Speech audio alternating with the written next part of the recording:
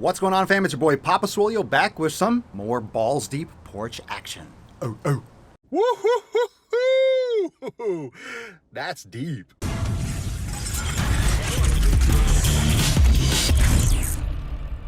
What's going on, fam? It's your boy Papa Swolio. Thank you so much for going balls deep with your boy. If you haven't yet subscribed to the podcast channel or checked out Swolenormousx.com to join the Swole fam, check all the links in the description down below. I am back in lovely Florida. My nips are getting some fresh air and it's lovely. It's lovely out. This is why people come down to Florida in the wintertime, because the humidity is so much lower. It's cool, it's crisp, it's like mid-70s, so yeah, be jelly daddy. Be jelly. I wanted to touch base with you today about the stigmatization of all of these different flags that people plant in the ground, and I will explain. Whenever you have a tribe, humans are going to flock. We like to create these little cliques. It starts in middle school. It starts in high school. You've heard of the cliques, right? You've seen Mean Girls. You've seen all these different situations throughout your life where you have groups of like the cool people, the jocks, the nerds, and just clubs and groups. Like these are all different ideas and all different little segmentations of human interest and of bonding and of community and of family. We all have these different units. We have teams. We have things that we believe in that have these different ideals. So that goes with nutrition, with like vegan and paleo and carnivore. It goes with training, with bodybuilding and CrossFit and Zumba and whatever else it is. And also goes with body positive, fat acceptance, all these different hashtags. This is like kind of what the problem with social media is when it comes to like fitness and this crossover with social agendas. It's that every single hashtag is essentially one of those groups. Every single hashtag is a little flag. Every single hashtag is a little group, a little clique, a little tribe. But the problem is where before social media, we had to really do it in person, or it was through like newspapers or gatherings, it was more general. We had general groups. But hashtag culture is kind of like that for the internet because that's where most of us communicate. So every single hashtag, and you know you can use thousands of them. Like on Instagram, you can use like 30 hashtags for a post. So you have thousands and probably hundreds of thousands and probably millions of hashtags. And literally, it's any hashtag you want. It's anything you want to create, you can. You want to put hashtag strong and use 2Gs, then put 2Gs. And if people want to start putting 2Gs, then you got that. If someone wants to break some new territory and put 3Gs and do strong gung gung gung, then people do strong gung gung gung. And then everyone's going to use 3Gs and then put emoji at the end. So you all know, I'm not going to explain how hashtags work, but each one of those hashtags is a little subculture, is a little tribe, is a little group. So for example, hashtag fat acceptance, or Tess Holliday's F your beauty standards, or what Madeline Georgette has been talking about recently with strong, not skinny, and her ludicrous stories about how strong women have to be strong in a certain way and how it's all about what men want and to be attractive to men. Look, people want to be attracted to the other sex. That's how we're here as a species, because if you're not attractive to the other sex, you're not going to reproduce and your genes aren't going to get passed on. So everyone wants to be attractive to someone else. I don't care if you like women, you like men, you like a mix of both, you like transsexuals, like whatever you fucking like, you want to be attractive to that group. You do. That's what sexual attraction is. You want to be a sexually viable partner with whatever you like. So again, whatever you like, cool. But that's just the fact of the matter. We're inundated by these subcultures and sub-tribes, and it's getting to the point where people are losing sight of the fucking truth, which is why the truth about obesity is getting pushed under the rug in favor of these social movements, in favor of these fucking hashtags, in favor of hashtag BOPO or hashtag fat acceptance or hashtag, body positive, whatever it is. Anything with the hashtag is a viable movement as long as people get behind it. And that's distracting from the reality of health.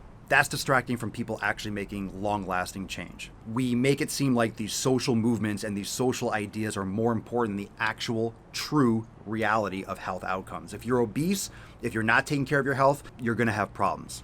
Whether or not you're going to be a 10 or a 9 to another man or woman, you're going to have health problems. It's not good for your body. It's just not. Whether you want to see something as beautiful or not beautiful, that's subjective. You can't argue subjective feelings. You can't argue beauty. A lot of paintings people think are beautiful, like Jackson Pollock splatter paintings, are fucking nonsense, but people like them. People want to spend millions of dollars on them. Fine. Obviously, that's subjective as fuck. And so is beauty. So is thinking obesity is beautiful. One thing that's for sure is obesity being healthy. It's not. It's simply not. And that's that.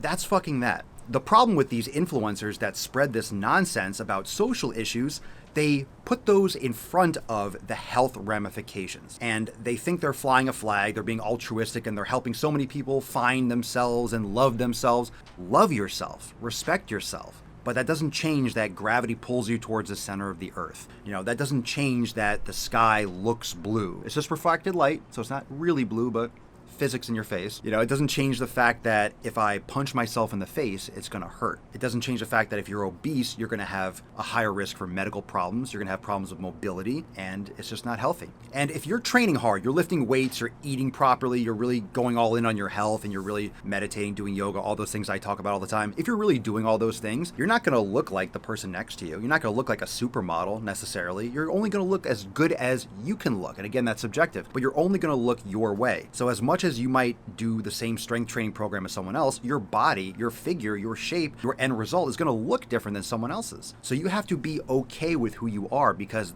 those are the cards you were dealt. However, to say that you don't have to lose weight because you're beautiful the way you are, those are two separate fucking things. Two completely separate things. They're separate. They're not the same. They're not the same thing. You can be beautiful. You can think you're beautiful.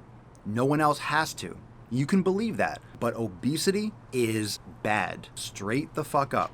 If you don't want to admit that or believe that yourself, you are the only one that it's going to hurt. And the issue with influencers that are spreading bullshit, similar to the ones that I've mentioned already and many more that I haven't in this video, they are spreading this to a lot of people and spreading illness of thought. They're spreading that problem to a massive audience. So as an individual, if you want to be delusional and think that it's healthy to be obese, that's fine. But if you're an influencer with hundreds and millions of followers and subscribers and you're spreading that message, you are harming people. You are literally harming people. People are very much so subjected to a lot of information. And people are malleable. People believe things at first glance. You need to have a strong message. You need to have a powerful message. You need to have a direct message. And when you're looking at things like sentences and segments and stuff, and that spread nonsense, people are going to get the wrong idea. People are going to interpret that in the wrong way. Look, you can look at a lot of my content, tweets and Instagram posts and be like, well, those can get interpreted the wrong way. Sure, but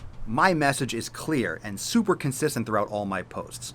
And you can't protect everyone. You can't protect everyone from just being completely fucking stupid. You're always going to have those idiots that get the wrong idea, that can't comprehend basic language. Those people generally can't be saved. You can't save everyone. You can't make content that literally gets understood by every last person. It gets interpreted the right way. That's what social media is. You can have opinions. You can voice them in many different ways. But what you can do is spread a message with the right intent. And a lot of the intent behind some of these messages about loving yourself, the intent is good, but the message is completely false. It's just not true.